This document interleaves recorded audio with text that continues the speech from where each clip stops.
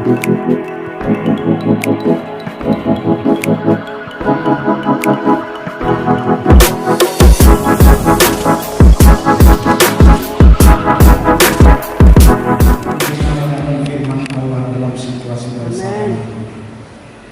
sambut firman-Mu dalam nama Tuhan Yesus Kristus kami. Haleluya.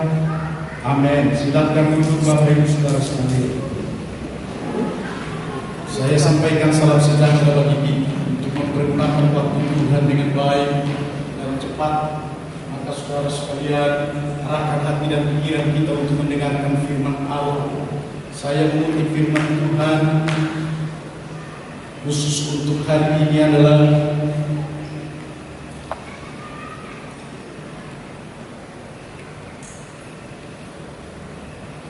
sekaligus kita akan membuka untuk membaca dan merenungkan bersama-sama dalam kitab 1 Petrus pasal 5 ayat 7 sampai dengan ayat yang ke-11. Segera saya akan membukanya dan sekalian juga untuk membacakan bagi kita sekalian. Demikianlah firman Tuhan. Serahkanlah segala kekhawatiranmu kepada-Nya, sebab Dia yang memelihara kamu. Sadarlah dan berjaga-jagalah. Lawanmu si iblis berjalan berkeliling sama seperti singa yang mengaum-ngaum dan mencari orang yang dapat ditelan. Lawanlah dia dengan iman yang teguh, sebab kamu tahu bahwa semua saudaramu di seluruh dunia menanggung penderitaan yang sama. Dan Allah sumber segala kasih karunia yang telah memanggil kamu dalam Kristus kepada kemuliaan-Nya yang kekal akan melengkapi, meneguhkan, menguatkan dan mengokohkan kamu sesudah kamu menderita seketika lamanya. Ialah yang mempunyai kuasa sampai selama-lamanya. Demikianlah firman Tuhan untuk disampaikan kepada kita.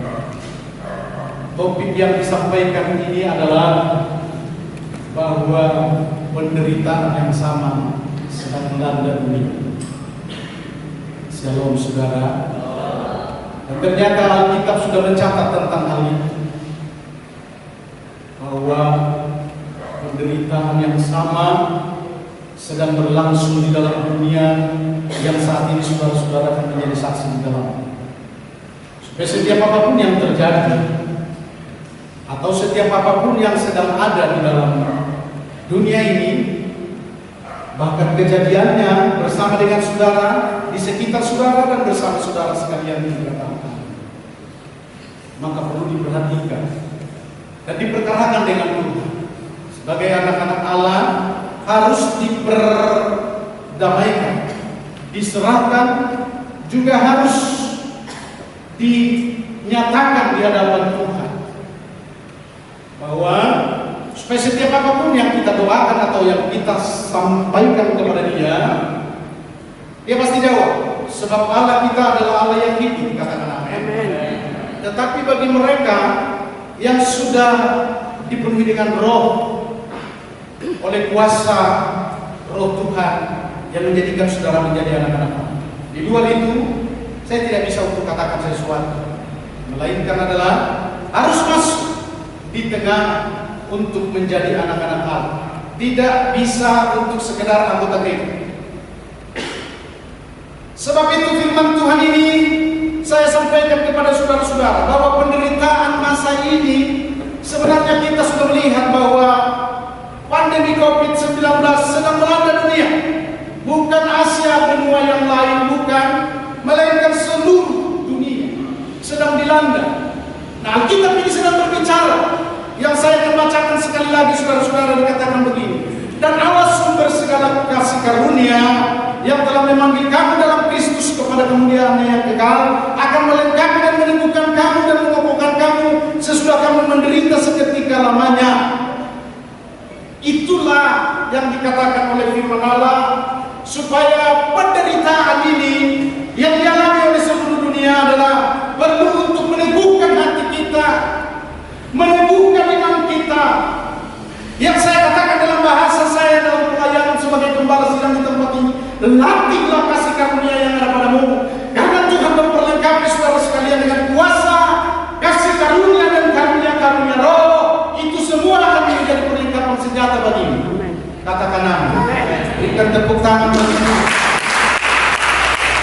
Karena dialah yang memberikan itu. Ada 4 hal saya sampaikan kepada saudara-saudara singkat bersamaan dengan karena adanya pemberkatan pernikahan sekaligus dalam pagi ini acara kita. Lagi sebelum pernikahan pun ada perjamuan kudus, dan memang setiap bulan pada awal bulan itu kita lakukan minggu yang pertama.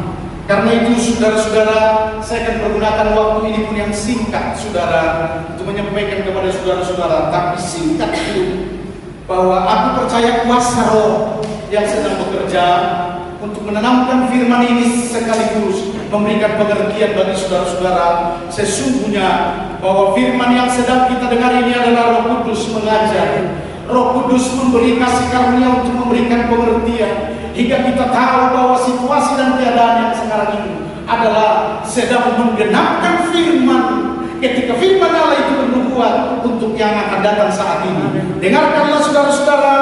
Pertama saya akan sampaikan kepada saudara sekalian adalah kata firman Tuhan, serahkanlah dirimu, serahkanlah hidupmu kepada Tuhan. Ada nyanyian kita yang berkata begini saudara, berserah pada Yesus, berserah pada Yesus, karena Dia sanggup melakukannya. Berseru pada Yesus, berseru pada Yesus, Dia akan menolong hidupmu. Maka saya akan ajarkan saudara-saudara kata firman Allah, berserah.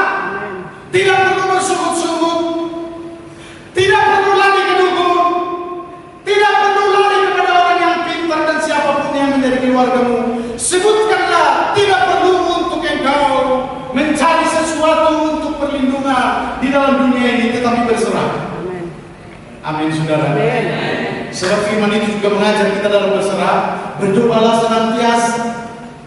Dan aku sedang mengungkapkan kepada jemaat Tuhan yang ada di tempat ini bahwa berdoa itu adalah sarana kita untuk bersekutu dengan Allah. Sehingga dalam doa itu saudara-saudaraku, sediakan waktumu, hatimu juga untuk mendengarkan Allah akan berbicara. Sebab roh itu berbicara saudara-saudara. Kalau Dia tidak berbicara, tanyakan pribadimu, kenapa ya tidak berbicara roh dan tidak jawab doaku, dan tidak merasakan di tengah saat-saat sedang saya berdoa. Pertanyaan itu akan dijawab oleh firman Allah. Jawabannya ialah bahwa persekutuan tidak sungguh dan tidak indah di hadapan Tuhan, karena didasari dengan berdoa. Katakan amin. Shalom. Dan menjaga kekudusan di dalam hidup. Sebab Allah pelihara kita di dalam dunia ini. Semua serba ada di tengah makan dan minum, berpakaian dan segala kebutuhan-kebutuhan yang lain. Tuhan yang menyediakan, bukan you, bukan saya sebagai manusia, tapi Allah yang menyediakan.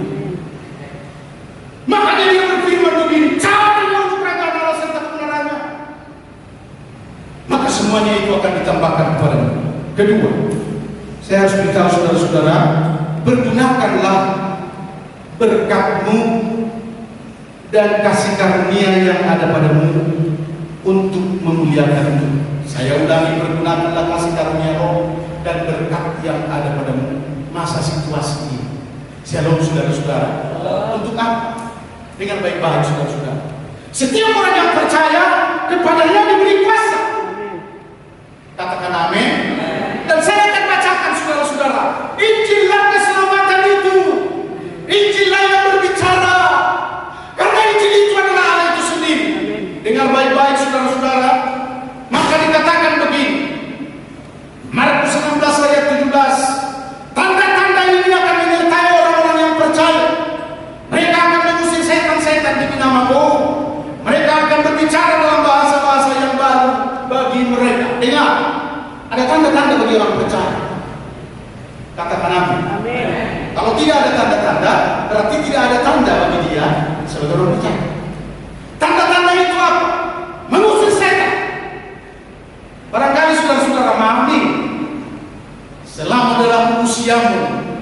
orang Kristen tidak pernah mengusir setan. Kenapa itu terjadi? Adalah mungkin saudara masih bersama dengan setan, dekat dengan dukun, dekat dengan yang lain, dan masih membuat filosofi di dalam dirimu tentang hal-hal yang bukan dari Injil. Contoh, saya harus beritahu kepada saudara-saudara, masih ada sampai hari ini namanya orang Kristen adalah dibuat sabuk terbalik di balik pintu, dibuat surat-surat apalah namanya itu saudara-saudara, dibuatlah gigi tikus dan gigi harimau dan kumis harimau untuk penjagaan di dalam rumahnya. Ada jemaat kami dulu baru-baru bertobat, lalu kebaktianlah di dalam rumahnya. Lalu saya lihat itu, saya katakan begini, inilah orang yang membuahkan anak. Saya suruh cabut. Shalom saudara. Karena tanda-tanda itu adalah memberikan kuasa kepada saudara-saudara terpelihara oleh Roh Allah, menjadi anak-anak Allah kuat. Dan tanda-tanda itu adalah kita punya bahasa-bahasa yang baru, kita punya bahasa-bahasa dalam Roh. Jangan katakan kepada mereka yang bahasa-bahasa dalam memakai bahasa-bahasa yang baru itu, ih Pentakosta itu, ih karismatik itu. Dengarkan baik-baik saudara-saudara. Alkitab semua dalam perjanjian baru adalah berbicara tentang bahasa roh dan oleh roh, di dalam roh dan karunia-karunia roh, tidak ada yang lain. Sedikit saja disinggung tentang gereja, semua karunia-karunia roh. Itulah tanda yang diberikan kepada kita saudara-saudara. Kemudian kedua adalah, diantaranya adalah lawan dari iblis. Amin saudara-saudara. Sampai hari ini kepada seluruh jemaat saya sudah persenjatai dan saya katakan kepada saudara-saudara, lawan iblis, usir dari dunia ini. Jangan pertanyakan kalau di dalam dunia ini kita usir, mau kemana dia? Terserah dia. Tapi iblis itu adalah harus diusir dari duniamu. Saudara tahu duniamu? Dunia usahamu, dunia pekerjaanmu, dunia adat istimewamu, dan dunia di mana saudara sedang beraktivitas, itu termasuk dunia. Usir. Sebab dia saat ini saudara-saudara seperti yang kita bacakan dalam minggu yang lalu, ke gereja pun sudah masuk. Kenapa ke gereja masuk? Ya, ada masuk anggotanya di situ. Ya dia akan ikut saudara-saudara. Dan biasanya yang di situ adalah seperti roh-roh juga. Itulah yang membuat kemalasan. Roh itulah yang membuat perlawanan. Setiap firman dalam kebenaran pasti di dalam hati setiap orang yang mengikut iblis. Katakan Nadilen, Nameoni, dan lain sebagainya. Dengan baik-baik. Shalom, shalom. Aku menceritakan dan membukakan rahasia firman ini adalah supaya kita ini semua adalah cara mengikut Yesus Kristus untuk kita fokus dalam kebenaran firman Allah. Lawan dia, saudara-saudara, karena dikatakan pergunakanlah kasih karunia. Kasih karunia yang ada pada saudara-saudara adalah berkat kekayaan. Shalom saudara-saudara, itu kasih karunia. Aku ada sampai dengan hari ini, semua hampir Tuhan semua 90 sampai dengan 100% Tuhan menanggulangi, Tuhan menanggung jawab, Tuhan mengadakan berkat bagi saya. Dan tidak ada yang kurang saudara-saudara. Anak-anak saya bisa semua untuk mengikuti studi sampai dengan segala tanggung jawab saya sebagai orang tua bersama dengan Allah untuk memberkati anak-anak itu. Apalagi saudara-saudara, saya mungkin harus ceritakan saudara-saudara, gereja yang sebesar ini berapa miliar saudara tahu? 1,3 miliar ditambah dengan yang sudah berlangsung lagi dalam 1 tahun ini. Dia ini dari mana saudara-saudara? Jemaat punya doa. Satu lagi adalah dari Tuhan Yesus Kristus. Langsung datang ke tempat ini, menuntun seseorang berkata begitu, kau kesana. Datanglah dia pada pagi-pagi. Waktu itu masih di lantai. Dia berkata begini, aku disuruh Tuhan datang ke sini untuk berjemaat, dan aku disuruh Tuhan untuk membangun gereja. Dia yang membangun hampir miliar uang. Untuk menyatakan kepada saudara-saudara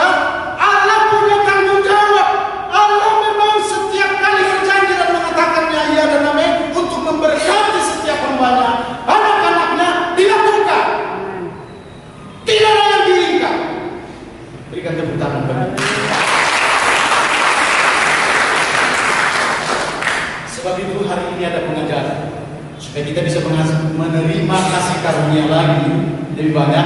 Saudara persembahkan kasih karunia yang ada padamu untuk kemuliaan Tuhan. Pengertiannya begini saudara-saudara, kalau banyak di bawah kolong langit ini sekarang orang adalah hanya untuknya, gak ada untuk Tuhan. Persembahannya di gereja, saudara tahu, uang 2.000 masih ditukar. Di tempat ini gak, di luar sana ini yang sedang kita bicara. Bayangkan itu saudara-saudara.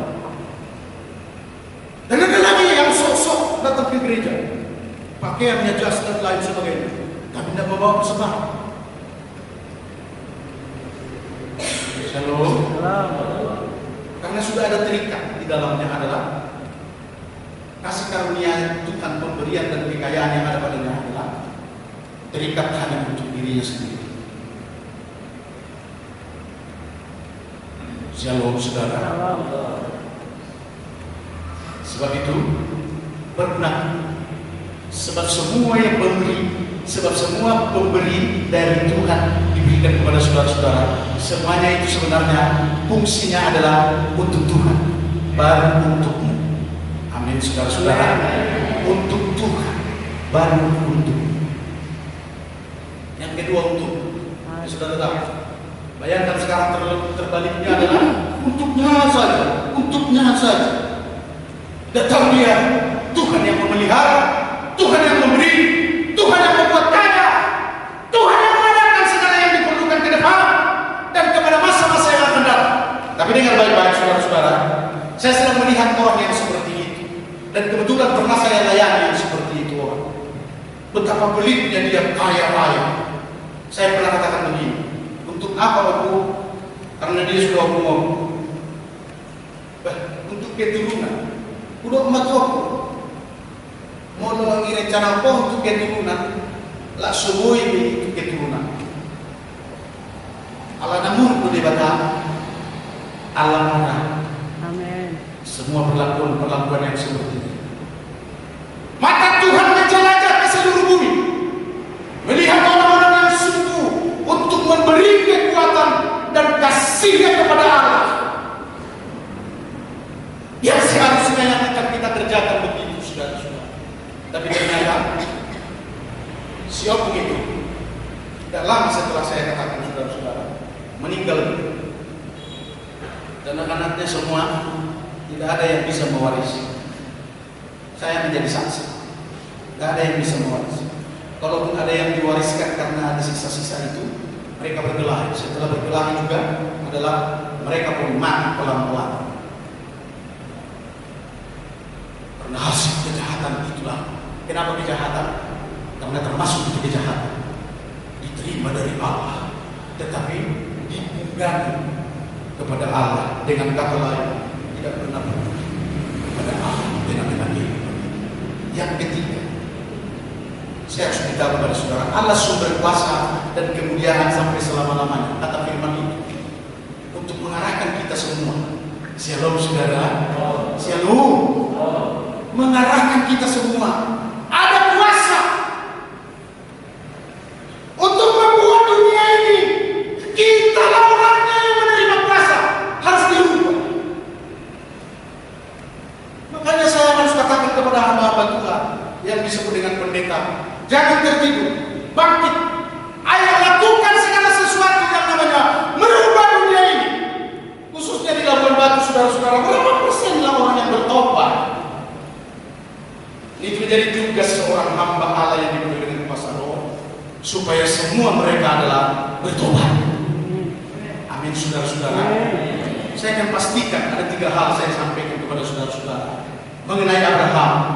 Dipersiapkan oleh Tuhan, diangkat dari keluarganya, dari Mesopotamia sampai diutus ke kota yang dimaksud adalah supaya mereka berlimpah susu, berlimpah madu, berlimpah segala sesuatu, dan bisa dibimbing oleh Tuhan sampai seluruh kerajaan-kerajaan yang ada di sekitarnya. Katanya firman Allah, Abraham menguasai, dan Abraham diberi diberi kesempatan untuk melayani dunia dengan perkara-perkara yang besar, dengan perkara-perkara pernyataan Tuhan, bukan kekuatan sama Abraham, bukan, tapi pernyataan-pernyataan Allah, mujizat, kesembuhan, tanda-tanda yang lain lagi, saudara-saudara. Hari ini soal kuasa yang diberikan kepada kita, semuanya itu sebenarnya supaya kita mempermuliakan Tuhan. Dengarkan yang kedua, setelah Raja Daud, saya akan beritahu kepada saudara-saudara, Alkitab mencatat Yusuf. Kenapa Yusuf? Dengan baik-baik. Untuk kita tarik pelajarannya adalah Yusuf sedang dipersiapkan untuk menyelamatkan bangsa Israel dari kelaparan dan dari kesia-siaan waktu.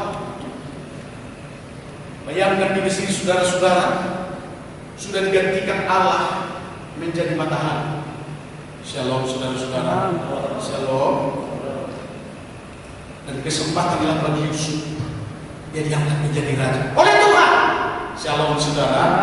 Bukan kekuatan karena jeniusnya seorang yang bernama Yusuf di tanah Mesir, tapi karena kasih karunia Roh mengangkat dia untuk tujuan dengan baik-baik. Sementara saudara-saudara juga diberkati dengan hal yang sama dengan baik-baik. Untuk tujuan adalah supaya kemuliaan Tuhan dibangun dan dibangkitkan. Berikan tepuk tangan untuk kemuliaan-Mu, saudara-saudara. Saya pernah bahkan di Tapanuli begini, saudara-saudara. Karena banyak orang sedang punya cita-cita pulang kampung membangun Bonaparte kita. Titik. Sebenarnya adalah harus home, tapi kemudian harus ada. Ada seorang konglomerat sedang membangun 8 tingkat, namanya hotel di sana. Diwawancarai, dia hanya berkata sampai di sini. Artinya itulah yang bisa kulakukan kepada anak-anak cucu saya dan kepada Bonaparte. Kekayaan itu untuk membangun 8 tingkat hotel ini, itulah kebahagiaan saudara dengan baik-baik. Shalom. Dia bukan anak Tuhan yang mengatakan. Sebab semua kuasa pemberian hidup kita, shalom saudara-saudara, hidup kita bernapas tidak bayar, geleng-geleng kepala tidak pakai pel, berjalan dengan kencang, semua adalah karena kekuatan Allah. Yang seharusnya dalam kehidupan itu adalah harus ada kemuliaan bagi Tuhan. Amin. Saya tinggalkan usaha, saya kontraktor di PT Bila Platin di negeri lain. Ada usaha saya dengan baik-baik. Semuanya itu biarlah malaikat yang punya kesaksian atau yang melihat. Tapi aku katakan kebenaran ini, semua hasilnya adalah untuk pekerjaan. Sampai Tuhan berbicara kepada saya, kamu harus beritakan Injil, masuk dalam usaha, beritakan Injil ke kota-kota di dunia. Aku mau pakai. Shalom saudara-saudara. Saya memang saat hidup ini adalah untuk kemuliaan Tuhan. Waktu saya berusaha, kira-kira untukku. No. Saya lah yang pernah membuat KKR di Air Barat tahun 89. Masih sedikit biayanya waktu itu, jadi kurang 20 juta. Saya tanggulangi semua. Bayangkan itu saudara-saudara. Siapa yang nyuruh? Apa disuruh bupati? Atau disuruh lurah? Atau disuruh penguasa tertentu dengan baik? Atau disuruh pendeta? Tidak. Saya sedang dikuatkan, sedang diberkati, sedang sadar di tengah kehidupan ini. Terima dari Tuhan, beri untuk kemuliaan bagi Tuhan. Mari kita berikan tepuk tangan. Yang terakhir, melawan virus corona haruslah dengan ini. Shalom saudara-saudara. Shalom. Saya ulang, melawan virus corona itu haruslah dengan ini. Saya membongkar satu rahasia ketika Injil sedang berkata begini. Pada waktu kedatangan anak manusia, maka dunia sedang mengalami penderitaan dan pencobaan. dan diteruskan Injil itu, sehingga apakah aku dapatkan orang yang beriman? Anda baca begini kata firman Tuhan, Lukas 8. Pada kekawatan itu, pada kekhawatiran itu, pada masalah itu, pada masa pencobaan itu, atau hari ini saudara-saudara, pada masa pandemi COVID-19 itu, adakah orang yang masih kuat imannya dan berkata-kata tentang firman dan memuliakan Tuhan adanya, ataukah terimbas dia dan bersungut-sungut kepada Allah dengan baik-baik? Semuanya adalah tergantung iman. Sedang hari ini adalah saya katakan kepada saudara-saudara, untuk melawan COVID-19 itu adalah dengan iman. Apa imanmu? Iman itu begini, saudara-saudara. Kita percaya Yesus Kristus menyertai. Kita percaya Roh Kudus ada di tengah-tengah kita untuk menolak semua segala kejahatan. Alkitab yang berkata Roh Kudus itu akan memimpin orang-orang percaya kepada seluruh kebenaran. Kebenaran yang dimaksud adalah saudara tidak akan digosip, saudara tidak akan terkena hukum atau pelanggaran hukum. Itu yang dimaksud kepada kebenaran itu. Lalu dia Yesus Kristus Tuhan oleh Roh akan menolong saudara dan saya. Demikian firman Tuhan untuk disampaikan kepada saudara sekalian. Demikian firman Tuhan untuk disampaikan kepada saudara sekalian. Musik dan para pelayan, sikap terus layani Tuhan oleh Roh kepada jemaat Tuhan yang dikasihi ini. Sebab itu saudara-saudara,